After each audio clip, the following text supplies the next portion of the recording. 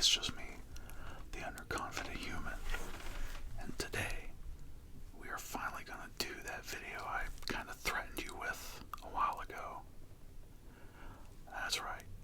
We're going to do my Black Flag tribute jacket, the tour, and as a hopefully not ridiculously long added bonus, a tour of my music collection. All the Black Flag CDs and vinyl that I have collected over many years.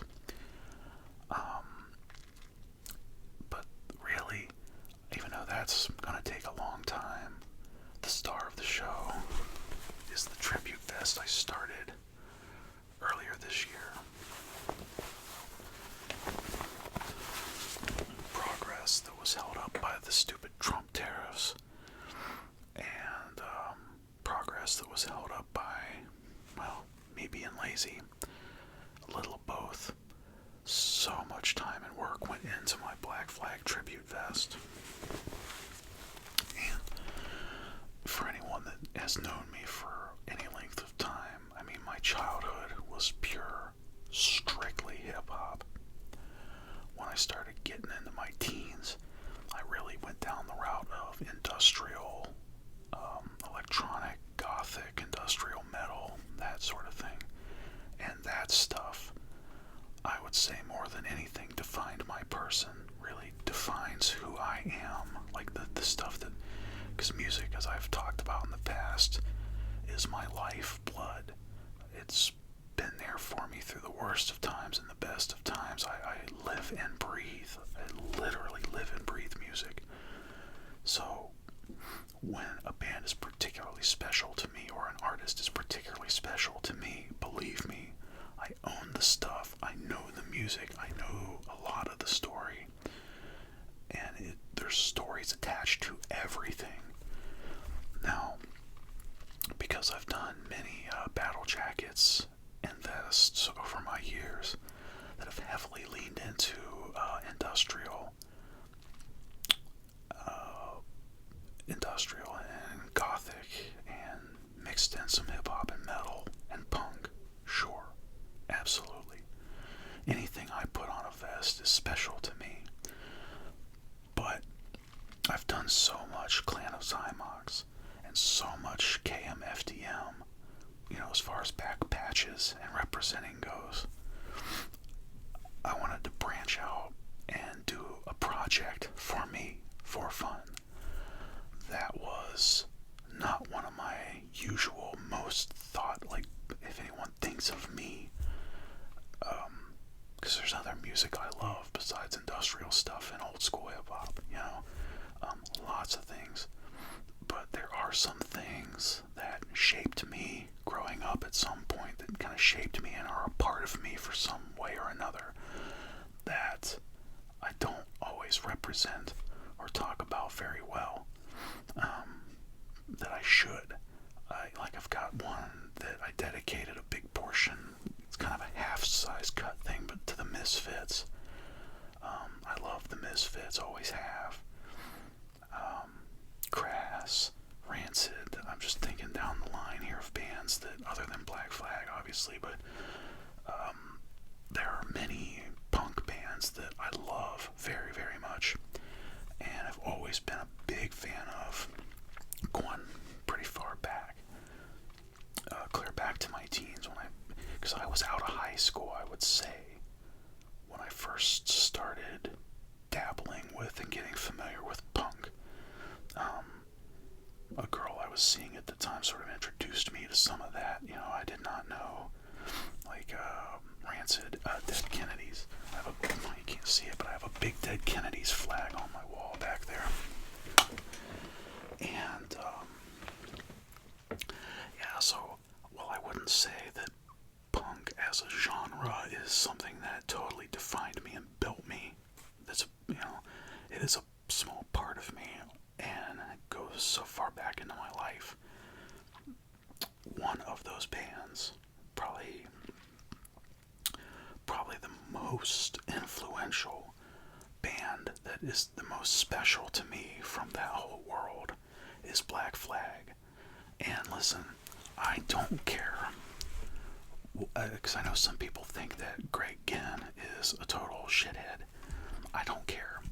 I do not care what Greg Ginn does with his personal life. I do not care how Greg Ginn runs his business. It's his. SST and all the stuff there. That is not my concern. That is not my business. And his personal life has nothing to do with any of the music that I've had in my ears for decades. So, with that said, if you want to hop in to my comments and start trashing Greg Ginn, knock yourself out, because I know some people hate him, but I also think those same people don't know much about him. And I can tell you, he is considered a legendary guitarist for numerous reasons. And no one would ever take the time, if someone thinks they don't like Greg Ginn, guarantee they haven't done their research, because there's a good chance, I've always said this, that at least one guitarist in your top 10 favorite bands would name Greg Ginn or Black Flag as one on their list, their personal list of influences. You know, these guys, Black Flag is legendary for a reason. Greg Ginn created the band, and he is a wicked guitarist. I love the way that man plays. I think he is such a master.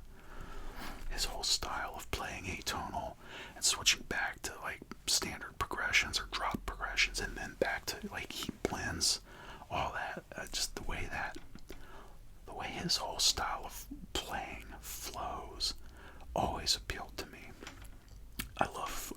As a musician, I love Greg Ginn. I think he's a badass. With that said, while we're on the subject, I also think it's time to throw in the towel. He's doing this thing nowadays where he's touring as Black Flag with these Gen Z kids or whatever. And the kids he's got singing for him and in his band now, I think are just about the same age that he and his bandmates were when they started Black Flag. I guess there's an irony to that I can appreciate. But I don't know what he's doing nowadays. But again, I don't care about any of that. What he's doing right now, touring with this really young group and performing old school Black Flag songs, like, more power to him. Knock yourself out. Again, none of that, and certainly none of that history, certainly nothing that someone on the internet's going to say to me is going to take away the feelings and connection I have to that actual music that I've had in my ears for decades. It's not going away. I'm not going to suddenly stop loving the stuff I heard and how it made me feel, and that's not going to disappear. Anyway, I'm sorry for the tangent, but the case in point, today's guest of honor is my Black Flag tribute vest, a concept that I first learned about some years ago on Instagram. I follow my buddy who runs the Battle Vest War Gallery, which is an Instagram site or an Instagram page dedicated to posting battle jackets that people send in. The creations are endless. The tastes in music are endless. There's handfuls of certain bands that you will see on every single vest, and stuff gets repetitive, but for the most part, it's really neat to see people's creations. The things that, you always have some posers that create things for appearance and looks, period. But I think most of the people there, because they're simply capable of talking about it and telling their stories, make genuine vests that tell their personal story or reveal pieces of their inner self in physical form, which personally is how I always viewed the concept of battle jackets. But I've never, until following them, I mean, it's been some years ago now, he's been around a long time, but I had never heard of the concept of a tribute vest, which is a vest, a full battle jacket, dedicated entirely to one artist or one band. I think that's kind of bizarre in a way, but I thought about doing one for a long time. I was going to do one for KMFDM. I was going to do one for Clan of Zymox. I even had a badass one I kind of want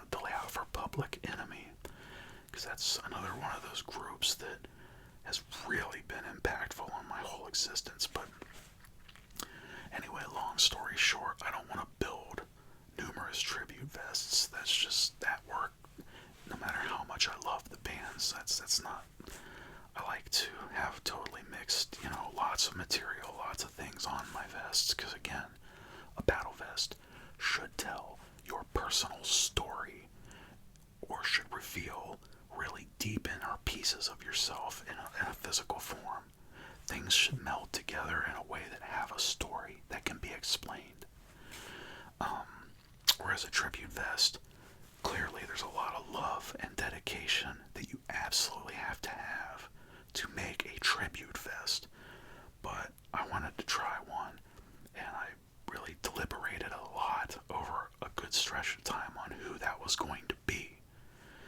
But,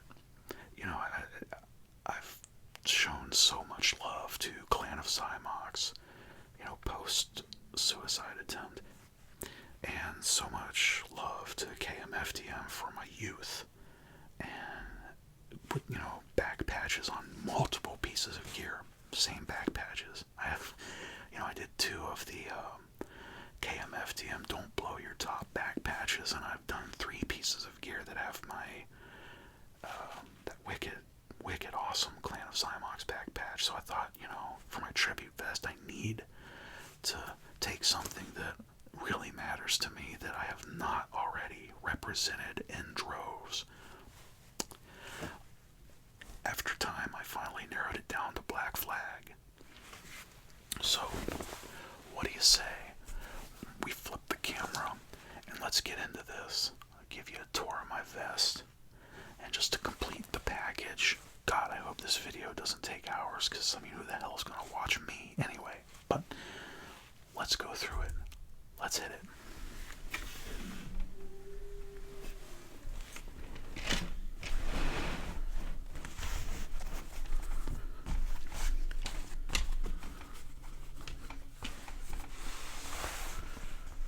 So finally, after all this time, here it is. Absolutely. To start off with, I'm going to give you a quick tour, and we'll run down the line. Every single stud, of course, was put in by hand. Just me and a small flathead screwdriver.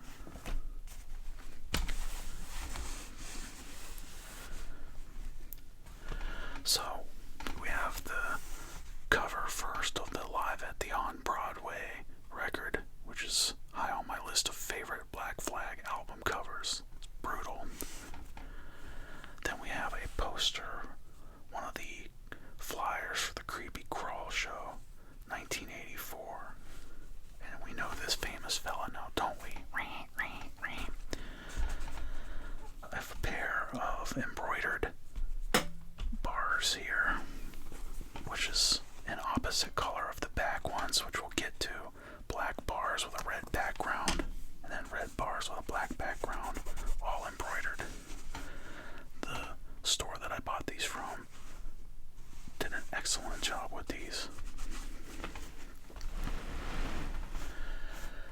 Just to fill in a little bit of space, got some rockers here. I love this. Thought this was cool. I dig these. I just wanted something to kind of fill in some space. This space here is bothering me a little bit, but I don't really have any good ideas for what to stick in there. Maybe some buttons or something at some point.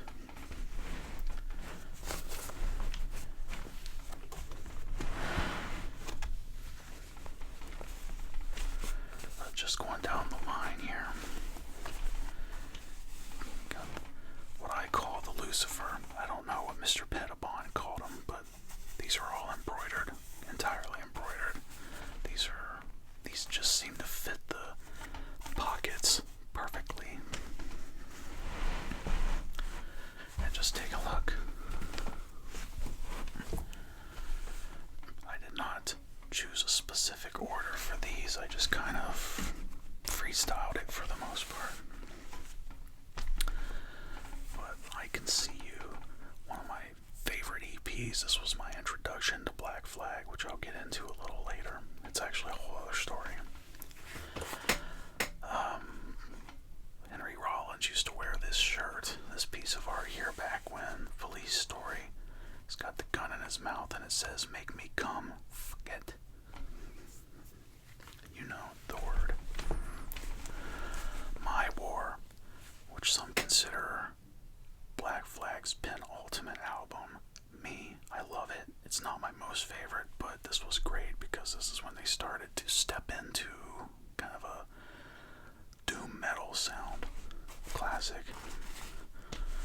The single, or EP, whatever you want to call it, for Louie Louie from Damage. Everything Went Black. Compilation of all the old school stuff that was actually recorded before Henry Rollins kind of took over the frontman duties. Random patch I found on eBay. Well printed. Or maybe this is not printed but sublimated. Rollins back tattoo with his Black Flag tattoo showing here and his kitty. Because, you know, real men love kitties.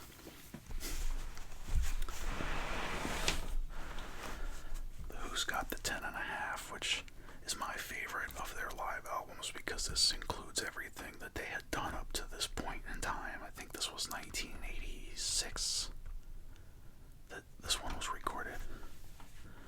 I'll have to look for sure.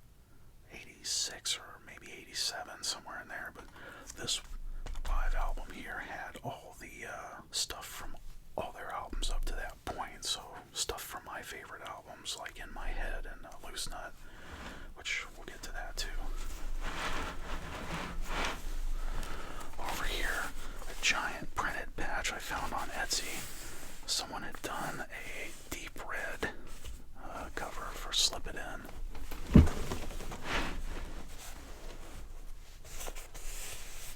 My Rules.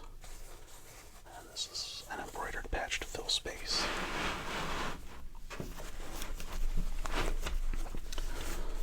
On this side, we have here what could arguably be my favorite Black Flag album of the whole discography, In My Head. I love every second of this record. I just kind of felt this one and the different styles that are on here. Another one high on my list of favorites, classic, is Slip It In. This album, man, this one has been played an awful lot over my years. The process of weeding out, you'll see the back patch soon, is basically this. This was cool, a cool listen. Not my most favorite record, it's just kind of Greg Ginn and the boys jamming out a little bit in sort of a weird, like, kind of touch of jazz thing. I don't know. But this artwork is wicked. You got Lucifer looking at the sperm under the microscope. The process of weeding out, that's just wicked. Family Man EP, spoken word, and this cover we'll get to soon. Annihilate this week. Another live bit. There's only a couple tracks on this EP, and I never could be sure. I mean, even seeing it up close, you know, like the record, and I've always wondered over the years if this was supposed to be a rendition of Rambo, or if it's like Greg Ginn painted up like this, set up like Rambo. I don't know. A couple of Etsy finds. Artwork from way back. This is unique. I have never seen a blue Black Flag patch in all my years up until now. Check this out. This I'm excited the most to show you.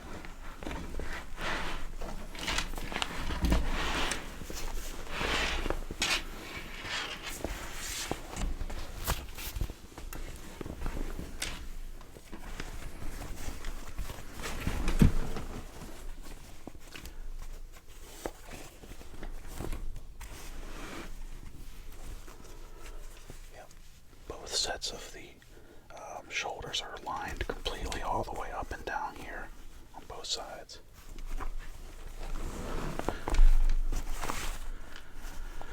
So let's explore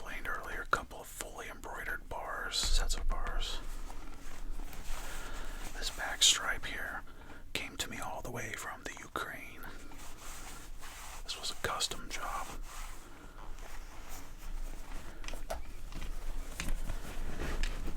And there she be.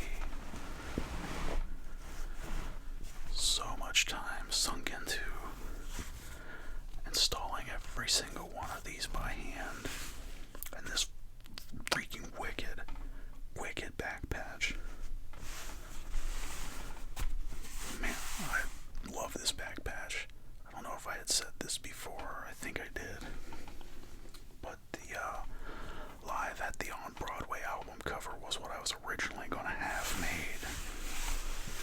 But instead, I chose this brutal piece of artwork. I love this. This is just so wicked awesome.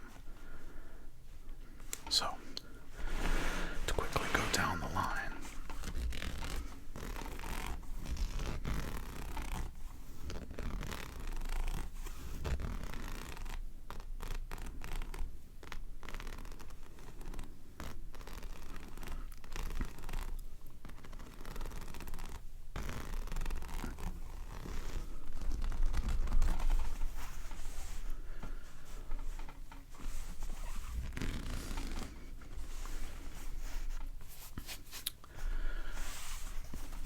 These guys were just the right size to fit the space here, so I ended up getting a pair of these. The black inside the bars is embroidered, and of course the white outline's all embroidered. These are nice patches.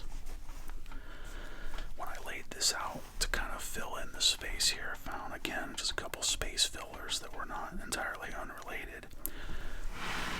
This skull with the guitar, I thought that was a really wicked patch, so it ended up being slightly bigger than I guess I thought it would be, so it's kind of coming down, which that's cool anyway.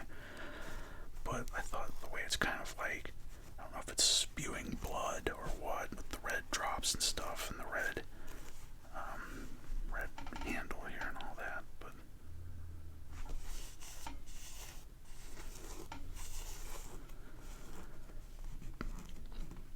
you can almost see the frets, but it's pretty buried under the way this is like a shiny thread. The lines are there, but it's kind of hard to see. But yeah, the whole guitar neck is red, the eyes and the nose, and then the teeth down here. I just thought this was cool. Over here, pretty standard fare for anyone that loves anything hardcore. I mean, it's pretty basic, almost too common. But the skull with the horns, I'm cool with that.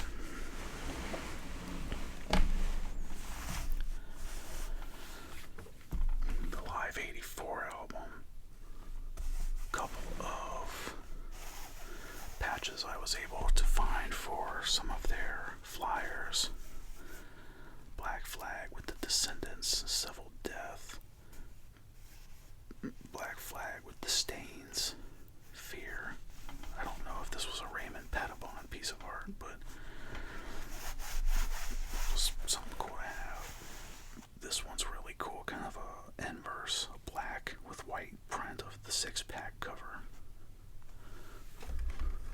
which is supposed to look like that. So that's a neat touch.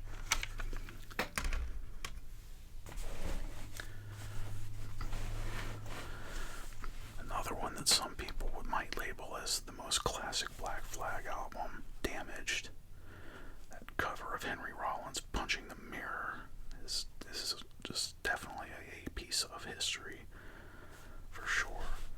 And this patch is wicked, but again, not my most favorite Black Flag album, but one of those that, of course, I mean, I've known it most of my life and can recite the whole damn thing word for word, so this is a live album. Welcome Home, Henry. Nervous Breakdown. The single or EP, whatever you want to call it. This one right here, I think is from either the Damaged era or maybe slightly pre-Damaged. This artwork was, I'm pretty sure actually this was before Damaged. It's pretty early stuff anyway. So yeah.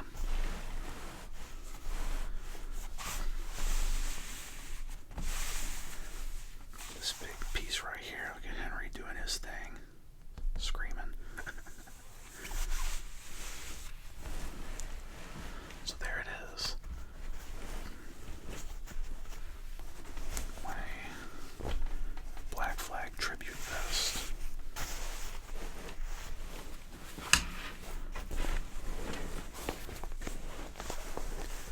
I already discussed earlier about, my opinions of Greg Ginn and Rollins and so forth, so it is what it is, but I can only say that, I've done, numerous pieces of gear with Clan of Zymox and KMFDM back patches, like a lot of love and tribute to those guys, but this project was, again, something I wanted to do different with a band that I really love that doesn't fit in my other genres, I guess. I mean, this is the most praise and appreciation I'm capable of showing to Black Flag is the amount of money, time, blood, sweat, and tears that I have put into this tribute vest. I mean, I can't even be sure how often I'll really wear it out or to what shows. I'll mix it in somewhere. Really, this was more for me than anything else. But this has already been out. Got one good break-in on my bike. I put in a lot of miles on a cold day just to give this thing a little time to breathe and see the sunlight.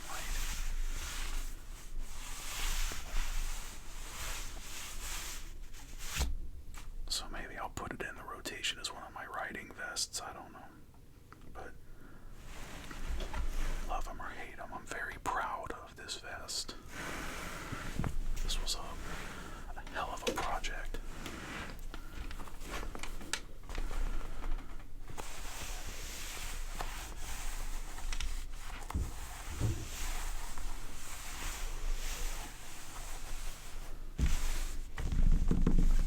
Okay.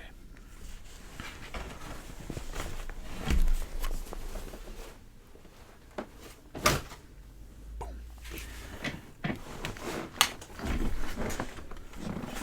Now, we're going to continue on with the next piece of this Black Flag tribute ASMR, I guess. I'm going to kind of give you a somewhat quick, because otherwise I can make this video take another couple hours, but I'm going to give you a little tour of my music collection, the stuff I have on CD and vinyl, and I tried to semi-plan this out by putting the albums in chronologic order, and then the singles, EPs, and miscellaneous stuff, we'll call it, not so in chronologic order, but just kind of, first, well,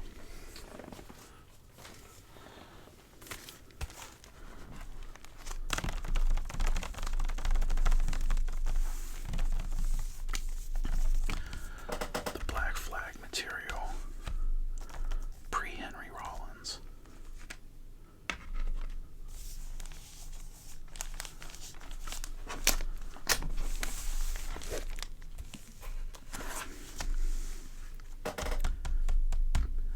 And there's where those patches on my pockets came from in particular. I did not find patches for these concert posters, or I'd have ordered them up and stuck them on my coat too.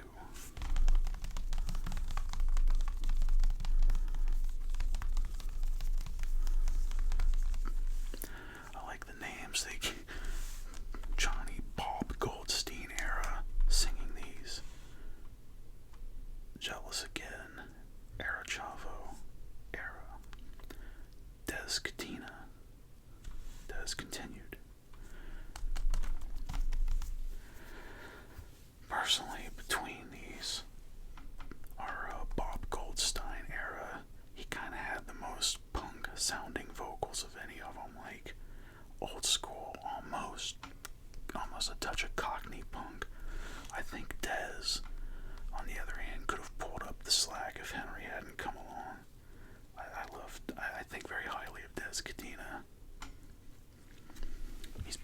Crazy.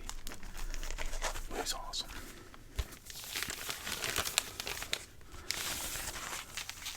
Like I said, I will try to get through these quick. This one's got a little bit of a dent up in here. Some of these records have been definitely had some attention over the years. Some of them I've listened to, I mean, I can't tell you how many times over the last 20-something years, maybe. I don't remember when I started collecting Black Flag on vinyl exactly. I was, I think, past the tail end of my teenage years when I first started listening to Black Flag, and I discovered Black Flag, but I'll get into that story later. There's no additional artwork in the vinyl release, and the labels are just the same gray that makes up the album cover.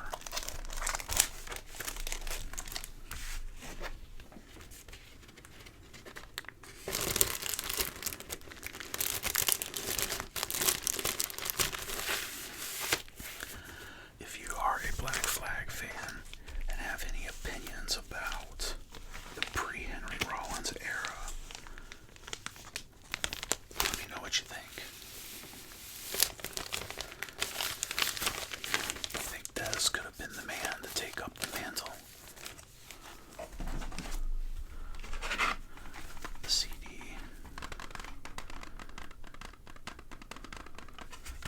Pretty similar.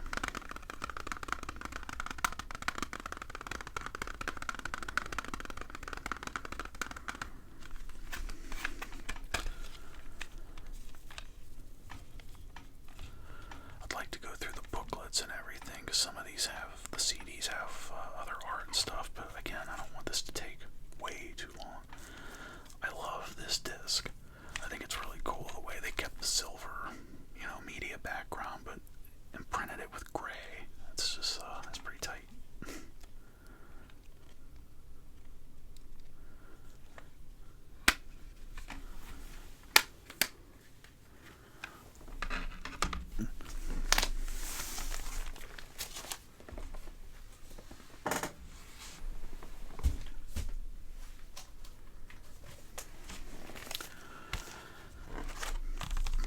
Next in my collection, the classic. I think it's interesting how my vinyl copy here is very light in the background and the CD is dark.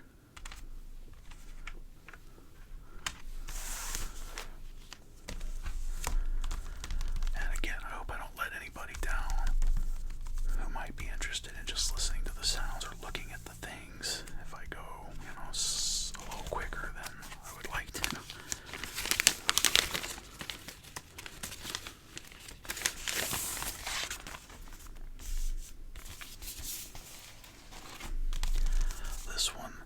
This is classic hardcore right here. Classic hardcore. And I wish I would have left the shrink wrap on this one, but I didn't.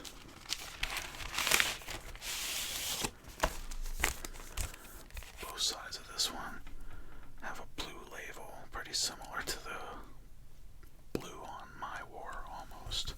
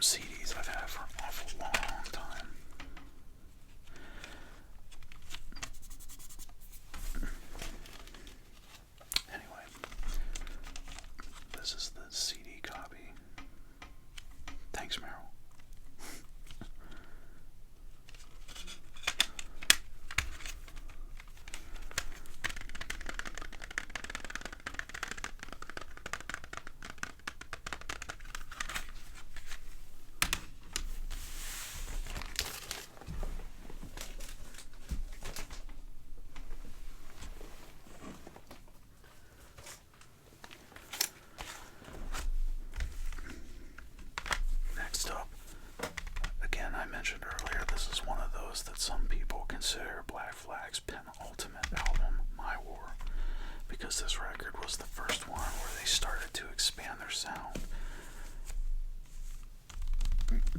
Side 2 of this record, Nothing Left Inside, 3 Nights, and Scream are not punk at all.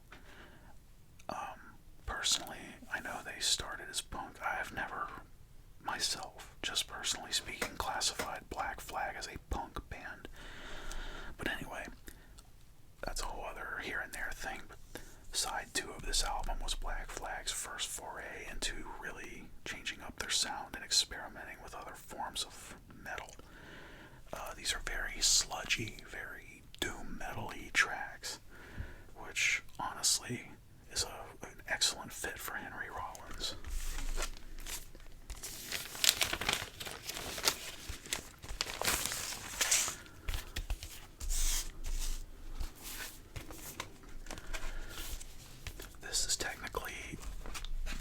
This is the second copy of this I've ever owned. Way back, I actually threw away my first one because it was so beat up and it's got annoying to deal with, and I had bought a new one probably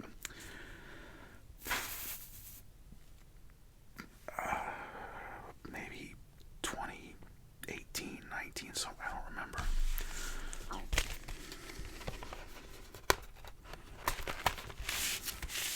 In retrospect, I cannot personally believe I ever did that. Like, I wish I would have just kept it anyway, not to listen to, but just preservation purposes. I'll talk about something that'll slap your OCD right in the face. All the blue and black artwork, and they put a yellow label on this record. Crazy work.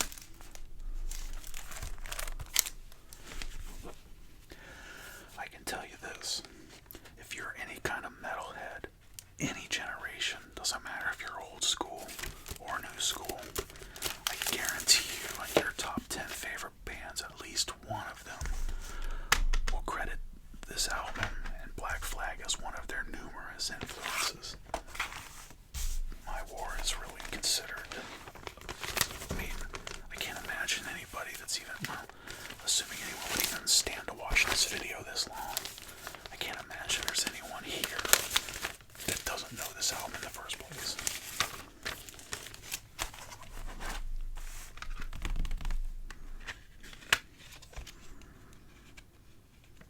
There, now see, that's more like it. A color scheme that matches the album, eh?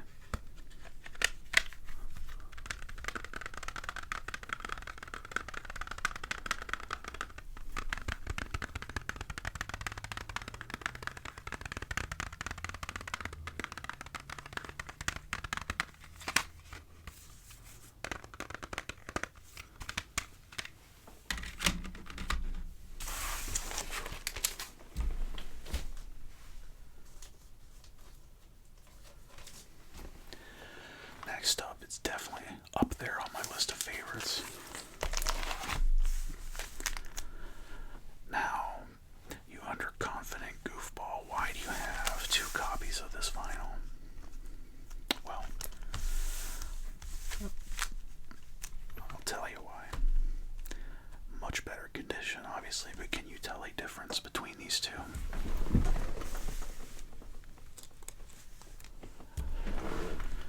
Do you see anything different? No? Well, the peach color on this one is a bit more richer than this one. Here's the deal.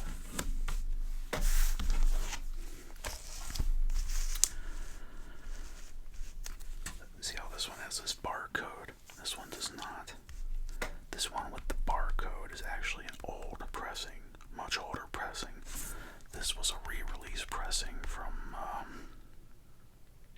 well, shoot, I don't remember when I bought this exactly. It's been a while, but anyway, I had found this OG copy at a local record shop ages ago, and as soon as I saw the barcode, I'm like, oh, no way. And I think I paid like $20 for it. So just to have an OG copy was pretty exciting.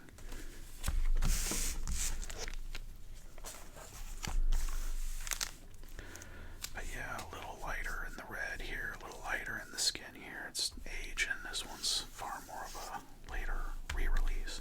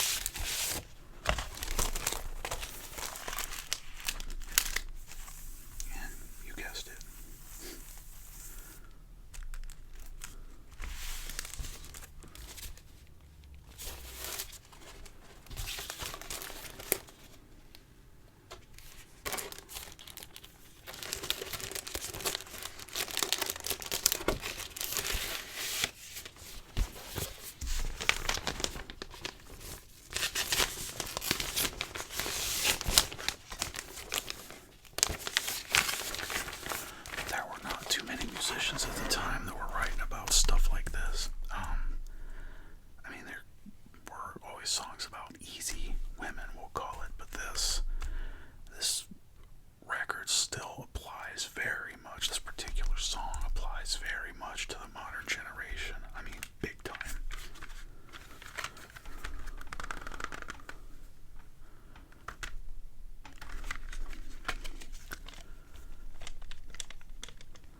This compact disc is satisfying to look at. It's such a deep red.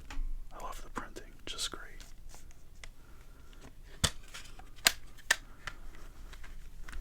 Filthy, yes sirree.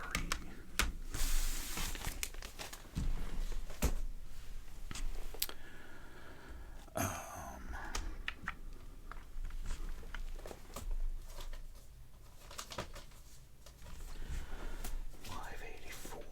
I think so. This one,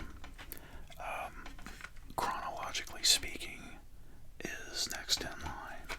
I do not have this on vinyl. I wish I did have this on vinyl because this belongs in my collection, man. This is a good recording. I also have a DVD of this. We'll get to that. But I think it's this show. But once again, a little symmetry with the artwork and the disc color. Gotta appreciate that. Live 84.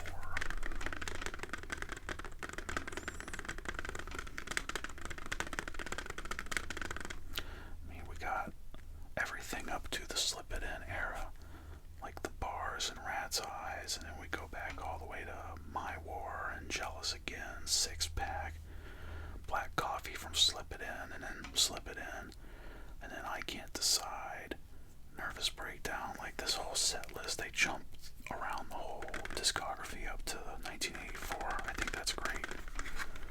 This was a good show. Alright, next. Again, trying to stick with that chronology. And there you have it. Ladies and gentlemen, my favorite Black Flag album, if I had to pick only one that I was allowed to have. I think in my head, both lyrically and musically, is probably my favorite, just classic, my first choice of Black Flag albums. Again, coming from a whole different school of thought. I know they started as a punk band, but I never pictured Black Flag as just a punk band. They did way too much other stuff to just be labeled as punk. But the touch of metal and the touch of thrash and the touch of punk and everything's blended in this album is just freaking awesome.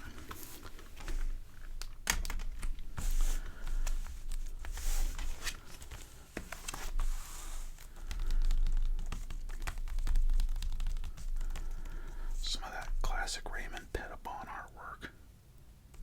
He's gonna blow his brains out.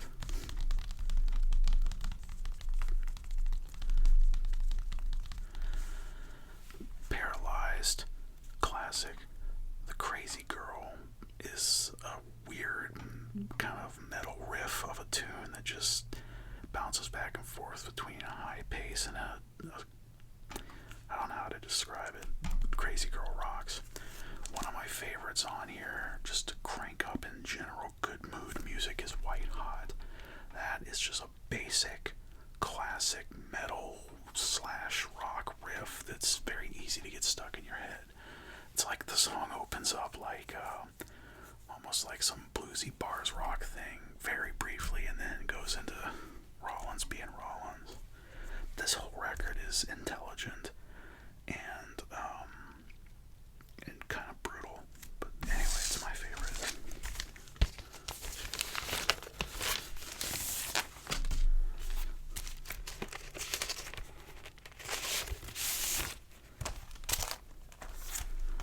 This one's got kind of a deep, like maroon brown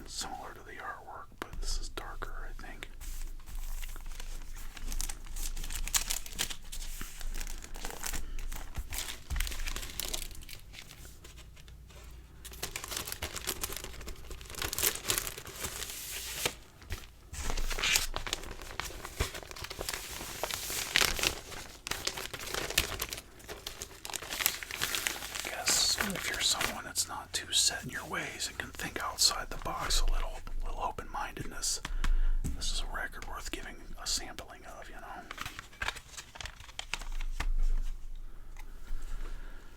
Not sure entirely why the odd shade of orange for this artwork, given, I mean, there's not exactly a lot of orange on here, but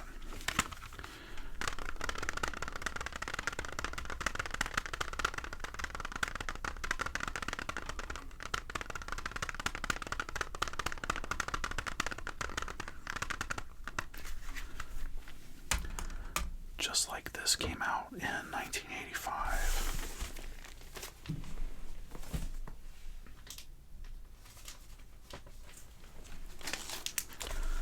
So did this. I think this, I'm willing to bet some of this material was recorded during the same time that they were working on In My Head and just kind of split them up a bit.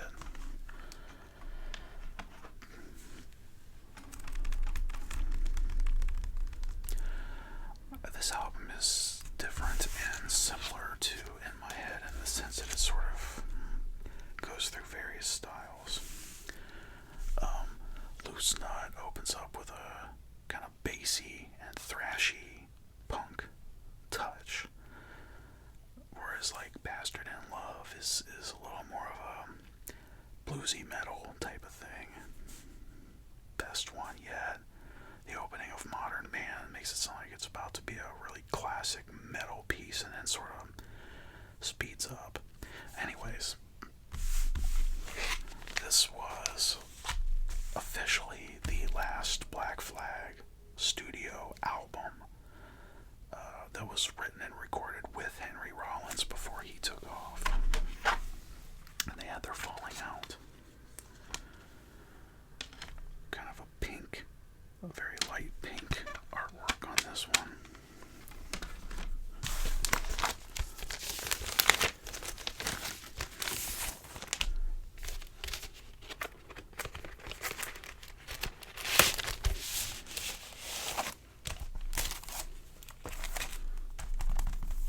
Whereas this one, we're once again rolling with the orange.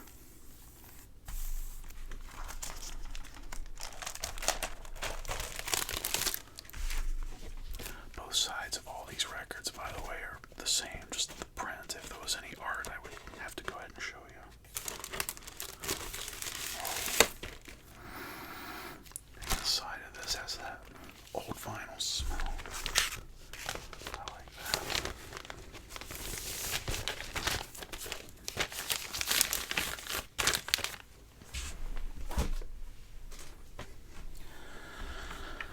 Next in the chronologic line of full-length albums, another one I do not have the vinyl for, unfortunately for me. Who's Got the 10 and a Half? This album here is another live record that this has all the whole discography up to this point. This has got everything from Loose Nut clear back to the beginning, Damaged, and some of the pre-damaged stuff.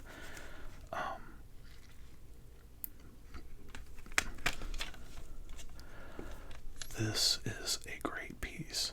I'm very confused as to what they mean on the front of this with the rated G. It is definitely not. Almost like they're trolling or something maybe, but this live album here, this came out, I think, at the end of 1985 or 86 somewhere. Yeah, it's 86. No, it was recorded August 23, 1985 and released in 86, and it was somewhere in the end there.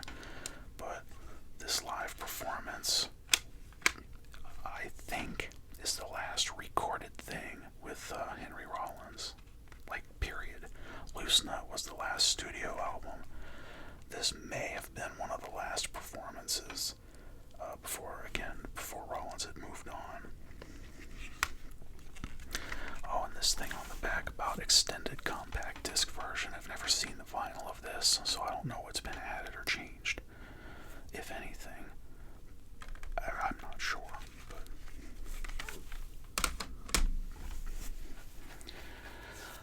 last on the albums, like actual LPs,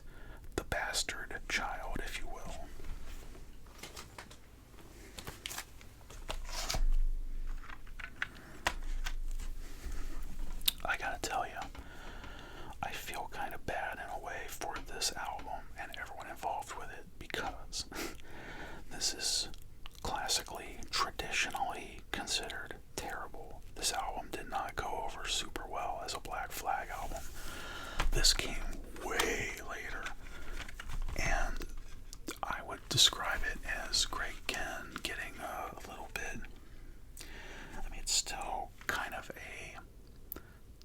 sometimes, boy, I don't even know how to describe it. I just don't have the words. It's not punk, not quite metal. I would say Greg Ginn was getting a little experimental. There's quite a few bangers on here, don't get me wrong. As much as people negatively reacted to this album, I thought it was okay. I like this album. I don't love this album. But it is one that's occasionally just fun to just listen to as background noise, if anything. I know there's been a couple of times I've made trips out of state to go visit my mother, and this is one of the discs I would throw in and just let play. And again, I would say that there are a handful of bangers on here for sure. And aside from that, most of these tracks are kind of mediocre and definitely not as hardcore and raw and aggressive, I would say, as older Black Flag stuff. But, you know, this came out in 2013, and so thinking back to the last Black Flag stuff cropping up around 1986 or so, that was still an exciting time for any old school fan of thrash, hardcore, or punk, or metal, or any of that, to see Black Flag make a return with a new album all those years later, only to be relatively let down. But again, I did not hate this album. I think this album is a-okay. It's just fine. It is not a classic. It is not a timeless masterpiece. It's not amazing. It's okay. Handful of bangers. An even bigger handful of mediocre. But I like it. I don't love it, but I like it.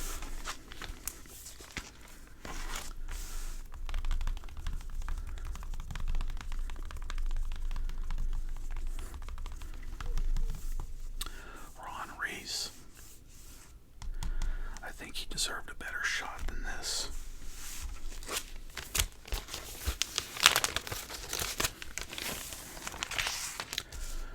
I think I probably don't need any more than the fingers on both hands to count how many times I've even played this vinyl on my stereo. Usually, if I've listened to this particular material, it's off the disc in my car.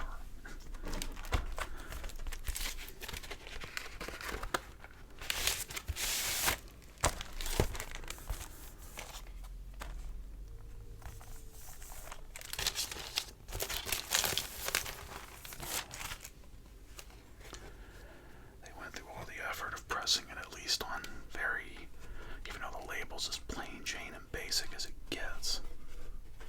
It's very heavy vinyl, and I don't know if you can see the grooves on this. I mean, they cut all these tracks onto this record. They almost could have made this a 2-record set and, you know, maybe pressed it at a higher speed to produce a little better sound quality.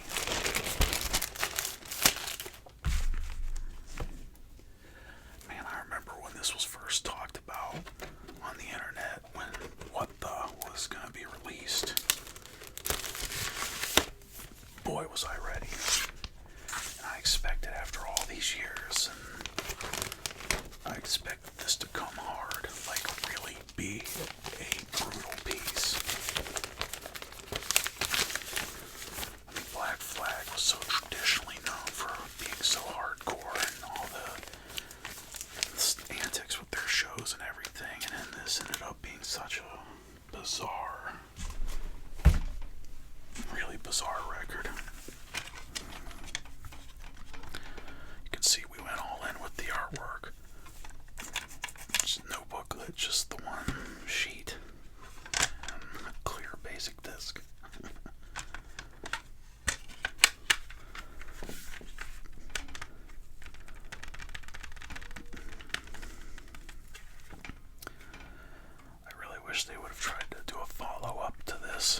fix it, make a much better record.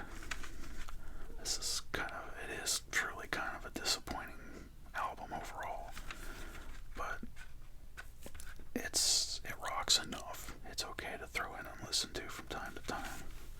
It's not that bad. Alright, moving along, I'm now going to kind of get into the other stuff, singles and EPs and stuff that I own.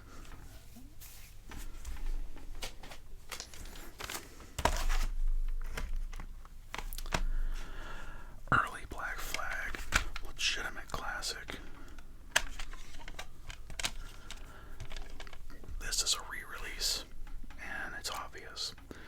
And they put some effort into it. I like the fact that there's, it's only a sheet, but at least they put the lyrics in there, and this disc is nicely made. It's so funny, I guess there's no way to see this on camera. It's just that little strip that actually has any music in it, and the whole rest of the disc is blank. I mean, 2, 3, 4, 5. There's like maybe 5.5 minutes of music on this EP total, but you gotta understand, this digitally remastered piece here is classic because this is early Black Flag that was made very popular on the 7-inch record format,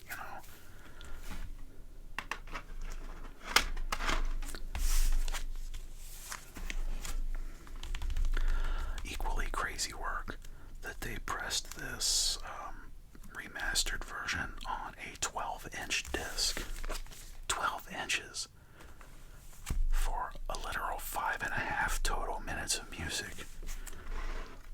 Personally, I wish they would have just re-released this as the 7-inch that it originally came out as, but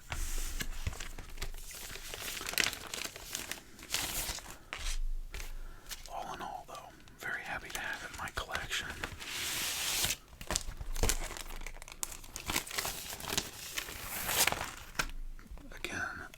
Again, talk about crazy work. I wish you could tell. Wish you could see how heavy this freaking record is. I mean, this thing is stupid heavy. It's gotta be 180 gram, if not heavier. It's very solid, heavy vinyl. And at least they pressed it at 45 RPM, being a 12-inch. Those grooves, if you could see, are so spacious and pretty.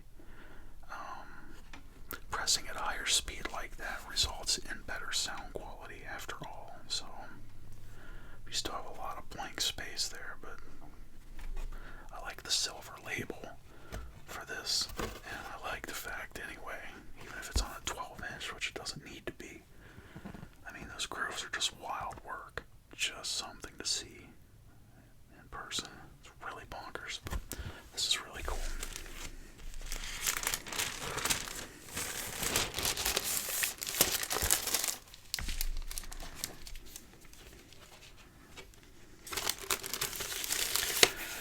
It's always been my understanding that the weight of a vinyl record might help a little bit with keeping its shape, but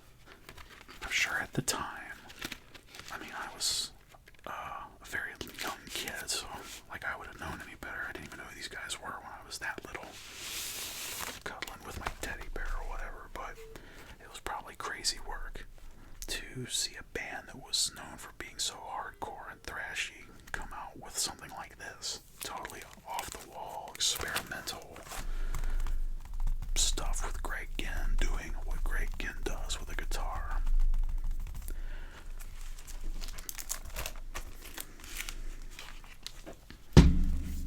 Probably without lube.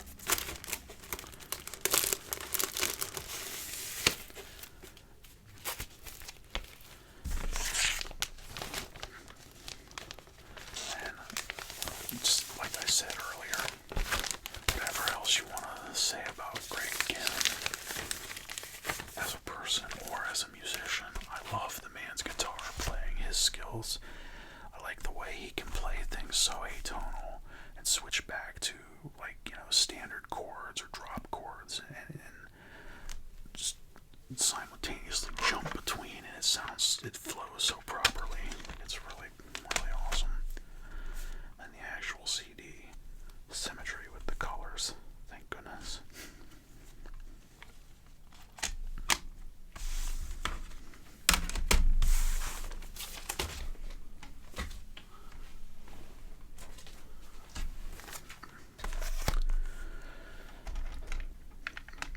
Another EP of interesting material.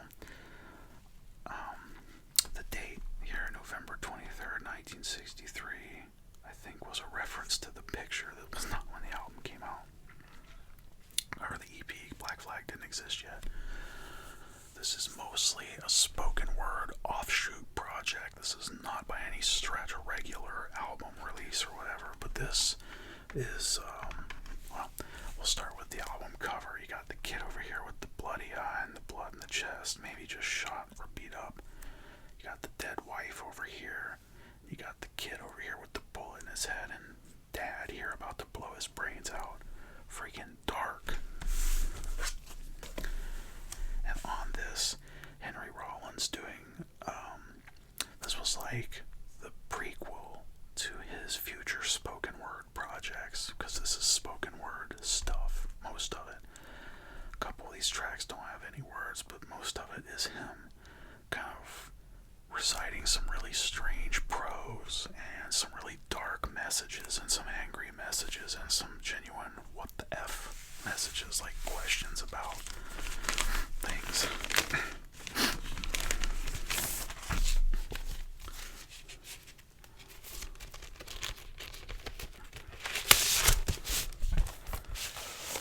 Overall, it's fun to listen to. It's interesting because the first time or two you hear it, you're really not going to be entirely prepared for what you're going to hear. But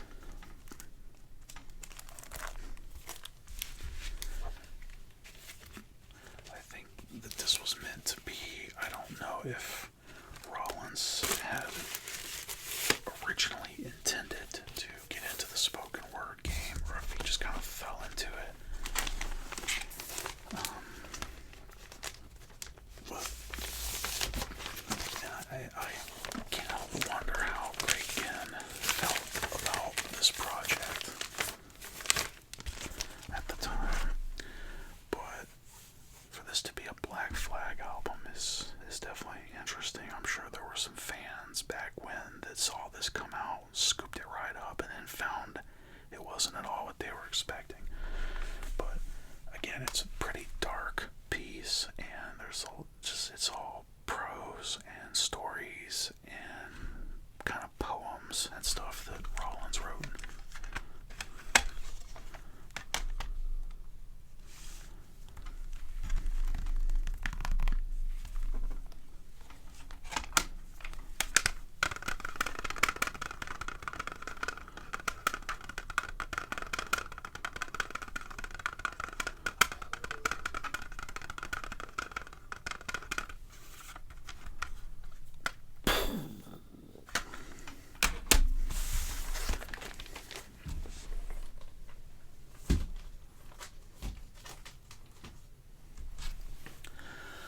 is almost it for my vinyl, but we'll keep moving along here.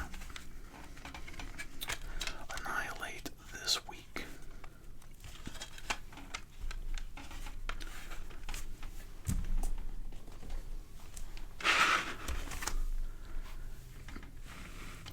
Again, I don't know if it's that he's meant to be imitating Rambo or what, but he's got the 6-pack, bottle of Jack, 40 ounce, bong, but he's got the Rambo thing going. And you got some joints here, a piece here, strapped up. Instead of bullets, he's got lighters and more blunts. Bullets. It's really crazy work, this whole album cover. I mean, really crazy, especially for the time. I mean, you have to consider, we're going back to the 80s, and my man's got blunts and bowls on the album cover. That, I'm sure that got someone somewhere excited. But anyway, this is live, but it's just an EP. There's only 3 songs here. Another situation where they pressed a 12-inch for something that easily belonged on a 7-inch record.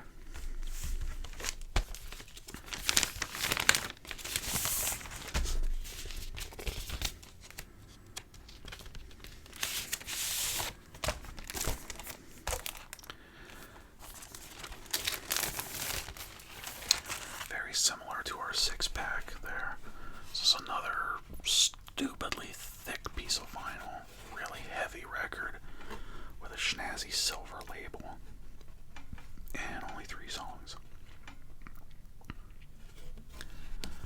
And if you could see those grooves where the music is cut in, I mean, you can look at this intel right off the rip before even reading it. It's 45 RPM, of course.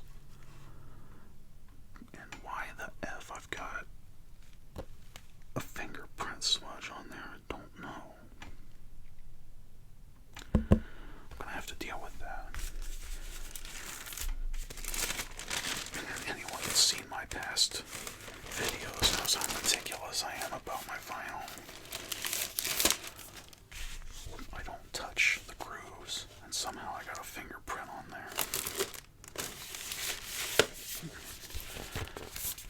I'll have to set this one aside for a little cleaning here after a bit.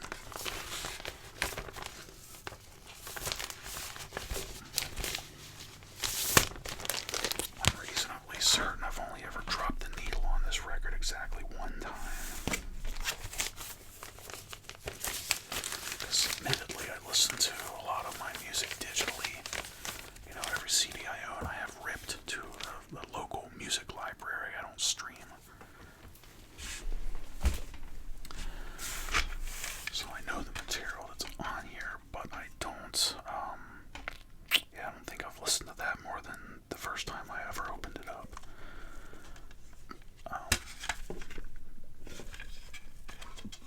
Yeah, I like this disc. That shade, whatever color that is, and I don't know how my camera will pick it up, but I love that. Teal green, sort of. But yeah, the Rambo thing or whatever he's trying to, I don't know, but that artwork is really some crazy work.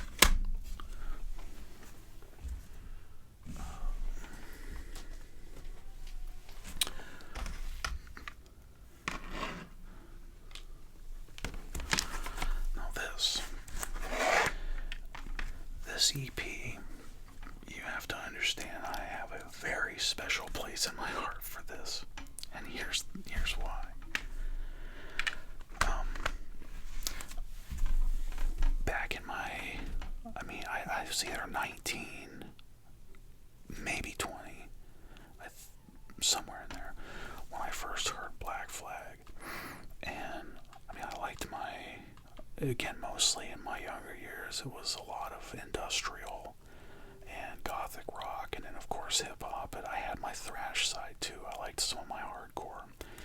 I did not know Black Flag, but I had a friend I used to pal around with at the time that loved Black Flag. He had a massive CD collection, and at one point I was going through his CDs, and he had towers, like those stand-up towers that they used to have full of discs, and he had a section of, all Black Flag, and I didn't really know him.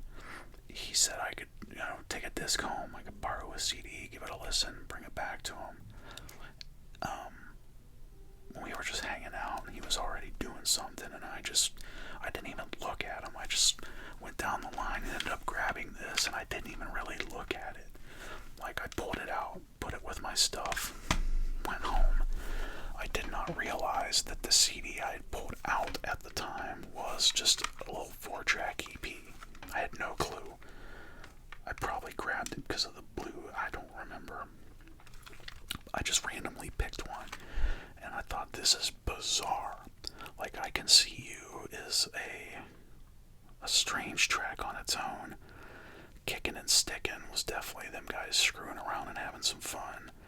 And Greg Ginn's guitar playing on there is very, it's still Greg Ginn, but the whole track is like some barroom blues rock stuff. I was under the impression that Black Flag was some kind of hardcore band or whatever.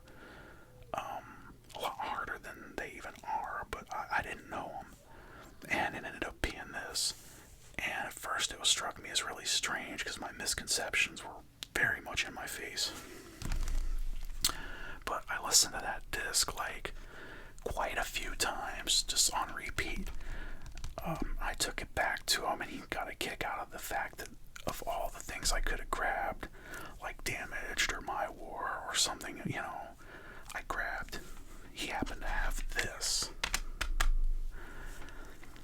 And I kind of spiraled into Black Flag from there.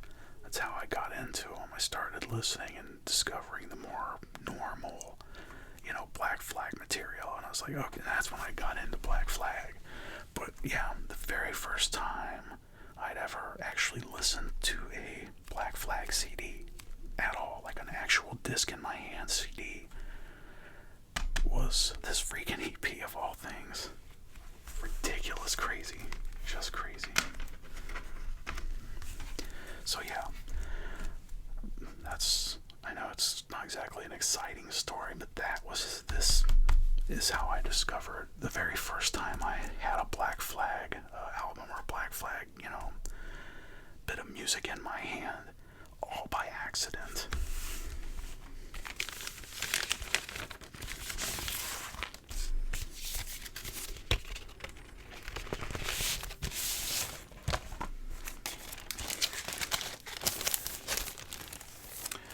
Now, similar to our other EPs, and this one I'm grateful for just because I have a fond memory of it, but I wish there were a way I could make you see that. This is another one of those in that series of SST represses. That is, look at all that space. Look at all that blank space. But this is a super heavy piece of vinyl, really thick, heavy piece, and the silver label and the usual, like those other EPs of theirs.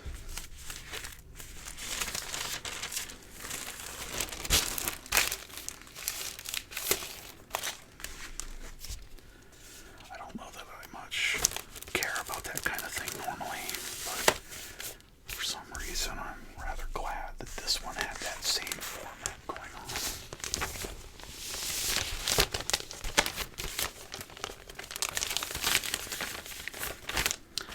All the songs on this are from the In My Head album, except Kickin' and Stickin'. I don't know if that was done later or if that was intentionally cut out, but Kickin' and Stickin' is awesome. Just sitting here thinking about smoking and drinking, no screaming and complaining, just shooting and a killing. And Greg Ginn just rocks the shit that he rocks. This is a very fun track, but anyways, yeah, this EP has a special place in my heart. I know it is on camera, this looks white. It's not. It's a very light gray. The gray is a little more obvious when I don't have a white bunch of LED lights pointing down at it. But the CD version here is substantially darker, and I love this.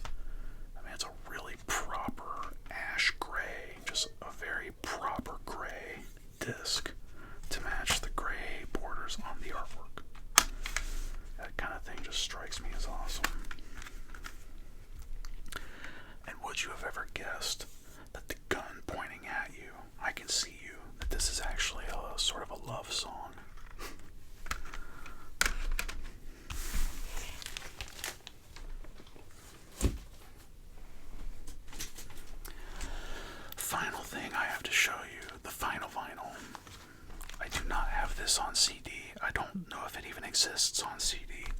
It's not even an official Black Flag album, but it's an underground classic.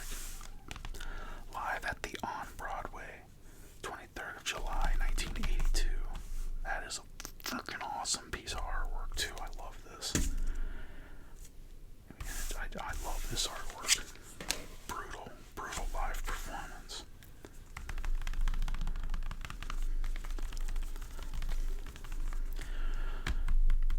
Being that it's 1982, this is before, this is pre-Slip It In and My Head and Loose Nut and all that. So you got stuff going, all the way back to like, Fix Me and Rise Above, Wasted, TV Party. This is early hardcore Black Flag. Although, we're at that point, I think, here where Henry's starting to grow his hair out. Waste Management Records.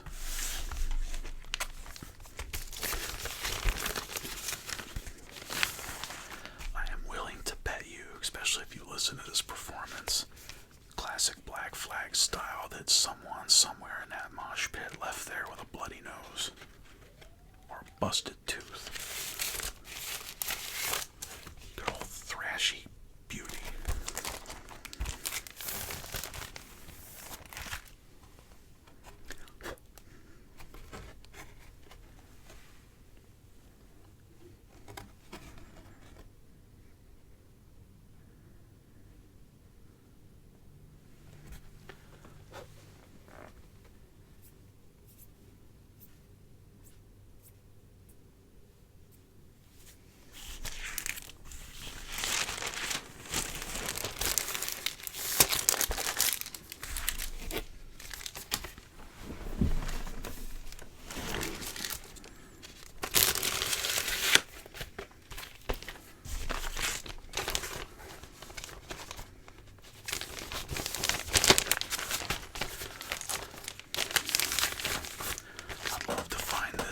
CD just for symmetry purposes, but I don't think it exists.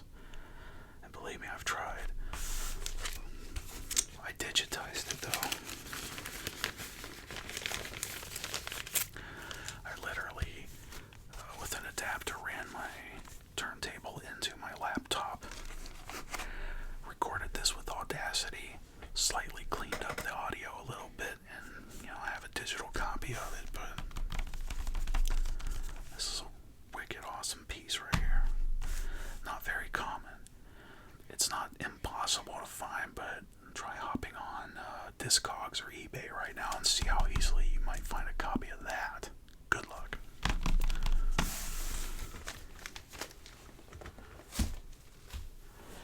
And again, that's... Oh, no, I do have one other vinyl. Just spotted that.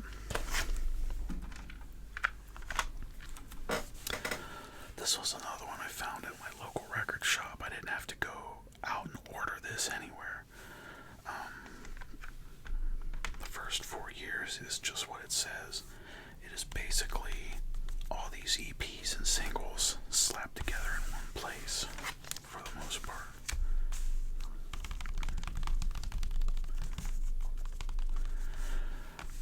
This image here of Greg Ginn, that's one of these posters I wish I could have found a patch of.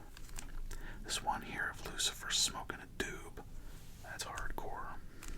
I love all their art, but anyway, yep, Nervous Breakdown, Fix Me, I've Had It, Wasted, Jealous Again. You bet we've got something personal against you. We're going right down the line with all the singles.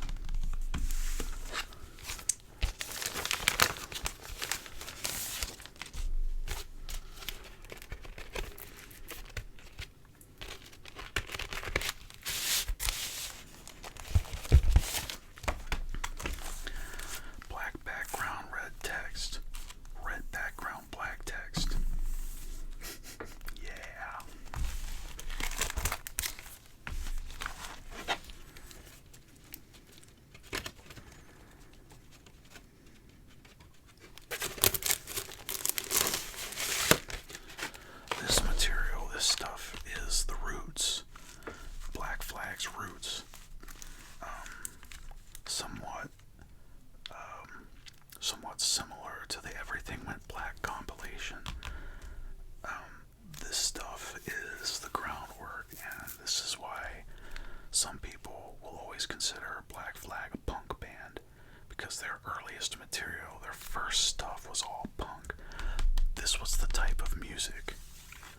got people, like I said, probably got a tooth knocked out in a mosh pit somewhere.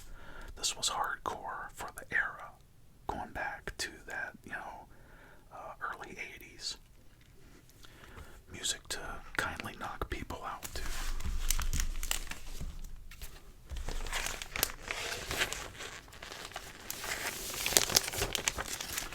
And it wasn't for hatred. It wasn't for malice or spite. Black Flag brought out the raw aggression and energy in people and the anger in people and let it breathe, kind of releasing some pressure from the pressure cooker, you know what I mean? They created that kind of energy in people because of their energy. It's really an awesome time in the world history of music there, Okay, now for real, that was the final vinyl. In terms of CDs, I have this compilation, Wasted Again, which is just more of the old school, more of the old school Black Flag stuff, going back to the like Des Katina on vocals era and stuff. Some of the pre-Rollins cuts, etc., etc.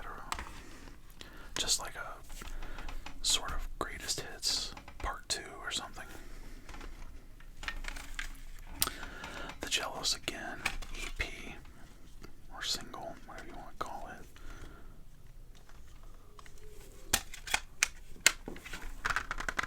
Sorry, it's been a minute since I've had some tapping, and I need some tapping.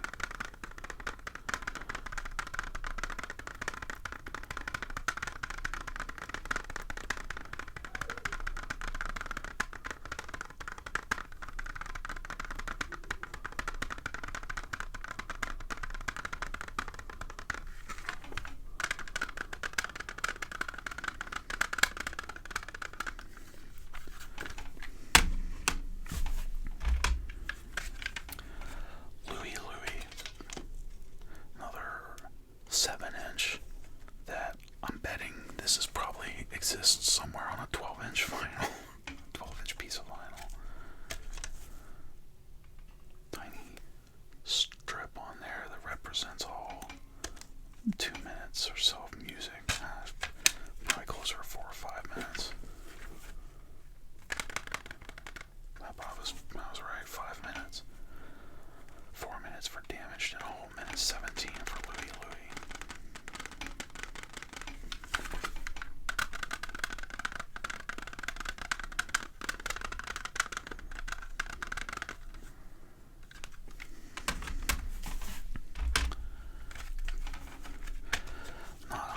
List of favorites, TV Party, kind of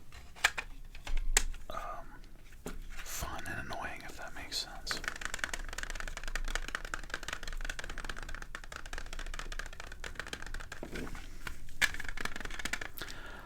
This one at least has both Rollins and Des, vocals. How many times in the 80s do you think this was a thing? I mean, they got the brown leather couch and the old school, I think that's a TV in the back, sitting on that classic brown carpet, the old school beer cans. Yeah, man.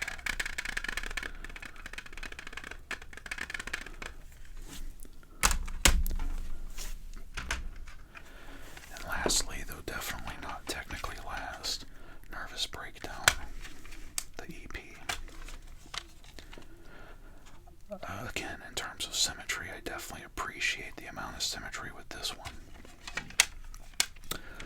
White artwork, like all white artwork, white disc, even a clear tray for a white background.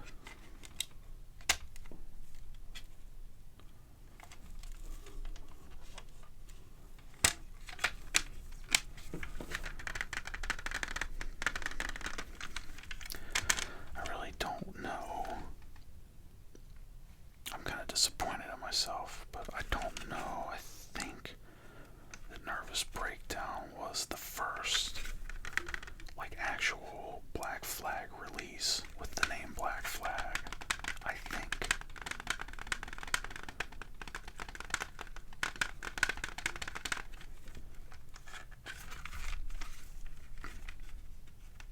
considering the 1978. Yeah, this might be. Who would have thought all those years later they'd still be performing all of these songs on their, live shows. But this is very early material here for sure. And I'm betting exists on a very heavy 12-inch piece of vinyl with a silver label somewhere. Okay. Sorry, kind of zoning out there thinking about my various dates and stuff in my collection here. But there you have it. And lastly, one other thing I'll get to.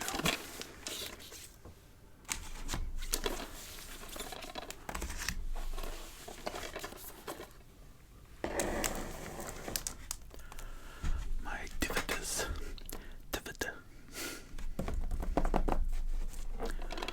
In terms of actual official releases, this is the only one of these three that's official. I'm reasonably certain this is the same performance of the Live 84 album. Either way, this is the whole show.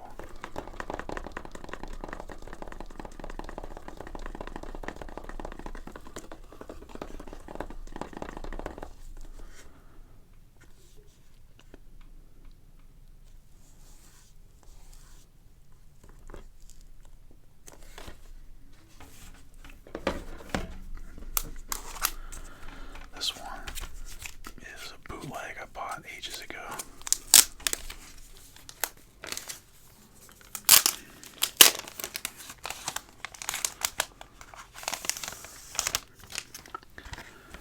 This is The Stone, San Francisco, 1984, from an out-of-print SST VHS master.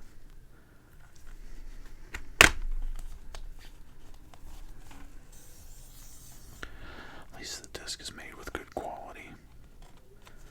Nice and just a decent disc, and the artwork is not so, it's blurry-ish, kind of.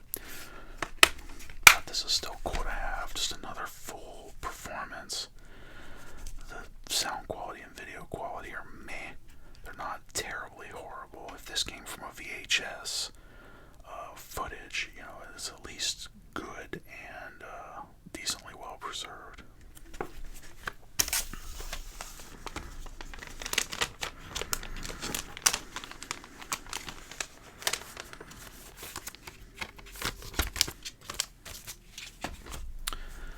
And lastly, a performance at Club Lingerie, Hollywood, California, July 6th. You guessed it, 1984.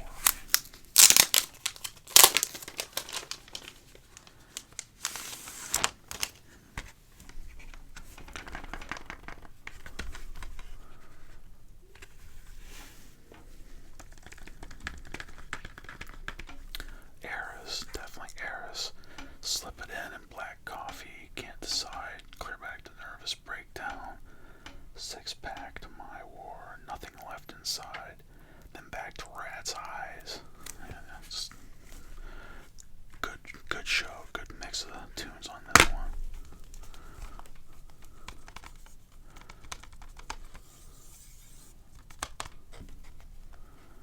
Again, at least they used a quality disc.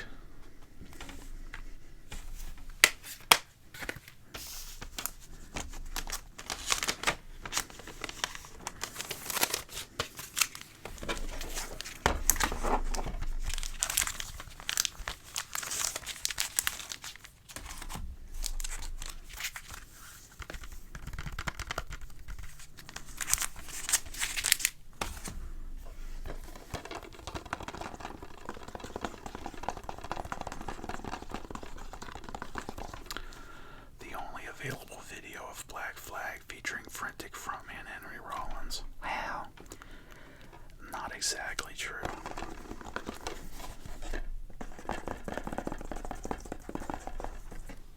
I'd say of these three, though, this is probably my favorite. Pretty hardcore. hardcore shit.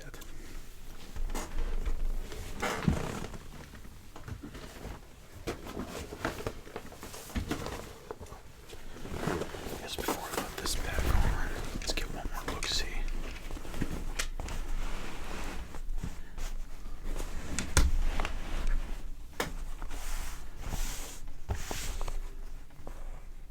That's right. Damn right. Alright, back to me.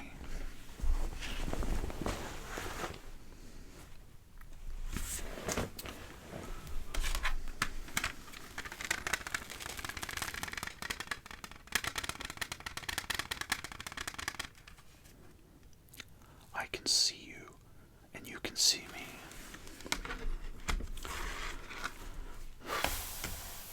Anyway, so there you have it, guys.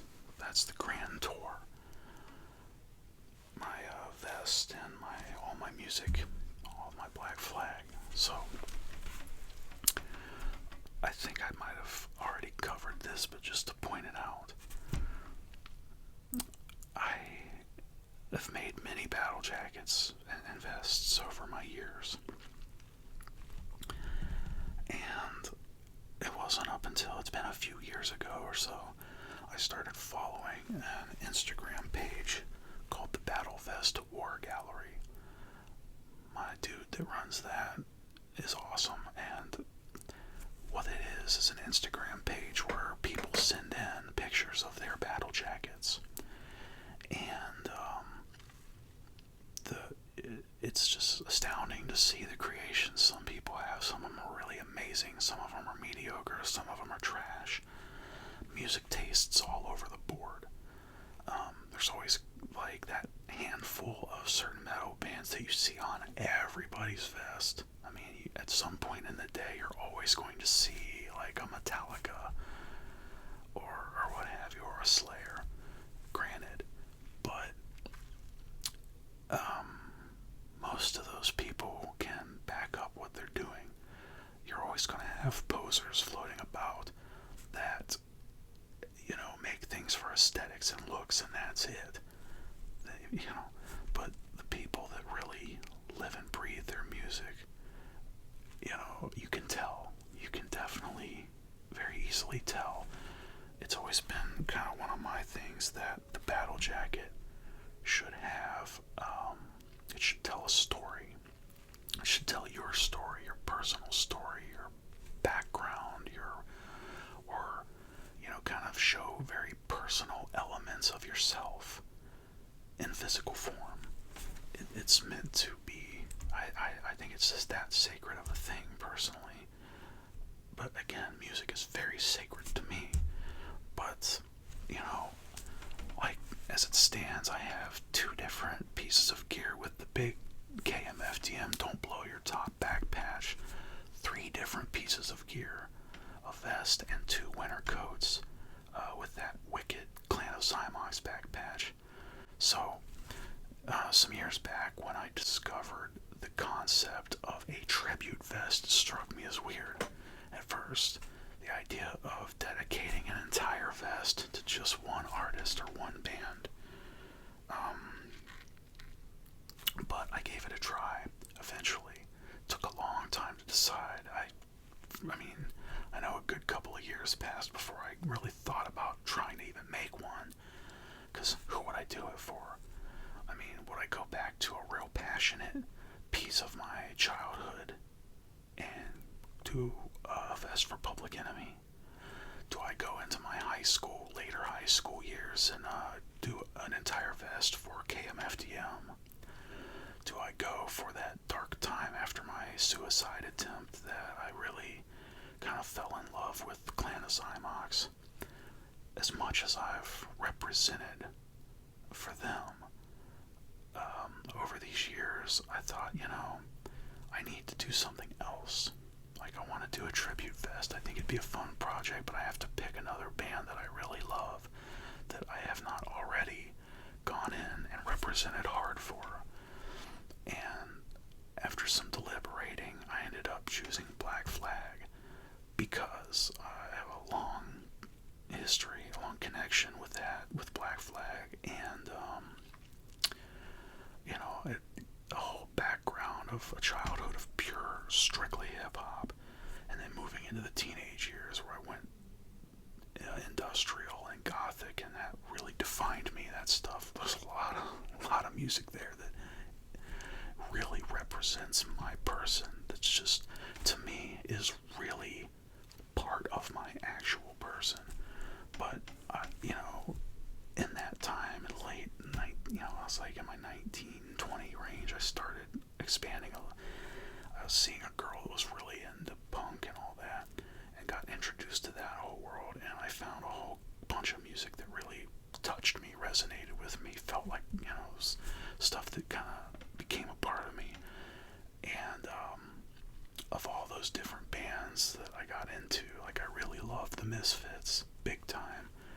And, Crass, Rancid, just Leftover Crack, to the Germs, to the Addicts, just on and on. Like, there's a whole bunch of bands that I picked up on and got into over the course of time there.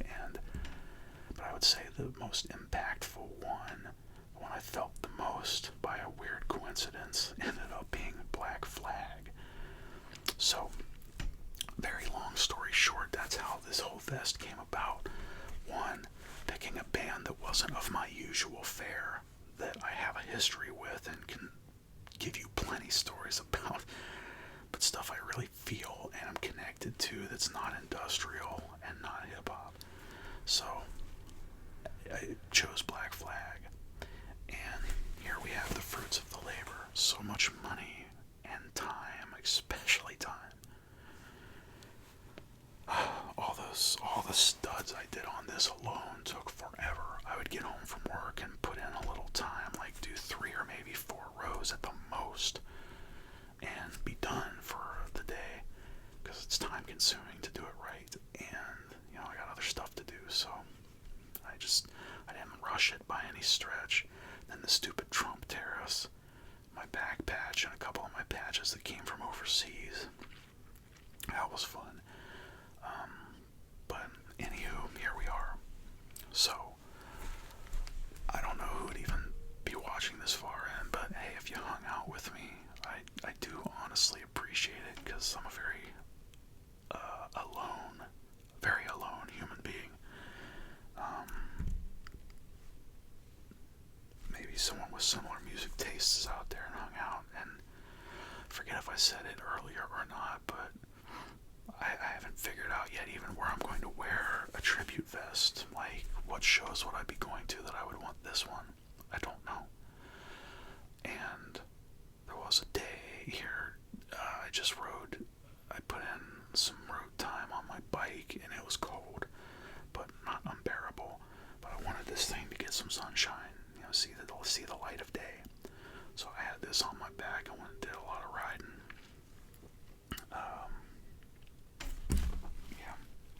Very proud of this vest.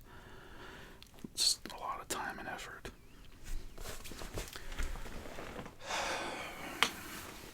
I want the shirt to match, because why not? But anyway, this is just me, the underconfident human, signing out. I hope someone somewhere might have enjoyed looking at all this stuff. And thank you for hanging out with me. See ya.